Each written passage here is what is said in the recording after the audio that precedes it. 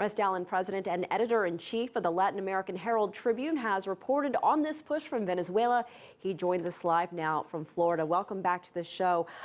Do you think Puerto Rico could ever become part of CELAC? You know, as we mentioned, Venezuela is pushing, but there are plenty of others who say no. Thank you, Elaine. It is indeed possible.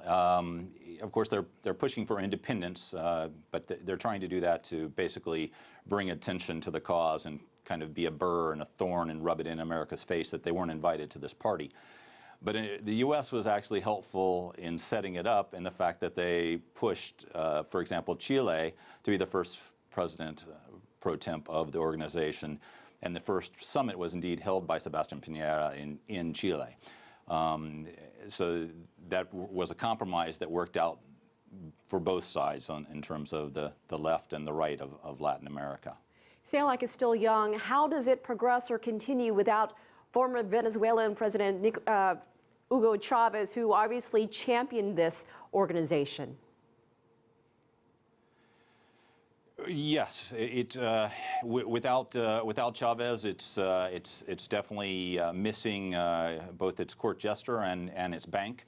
However, you know, there is a great many people in the region. 600 million are, I think, under the CELAC umbrella, is what they have to say, and part of this, the first 2 days, or we're seeing a lot of trade deals being done. For example, Brazil just opened up the new port that they've loaned and spent $1 billion on in Cuba.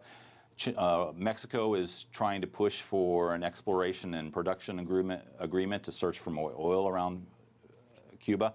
As a matter of fact, that seems to be the basic bottom line, is everyone's learning from Venezuela that while capitalism invests, communism strikes oil, and I think that's the hope of the Castro regime.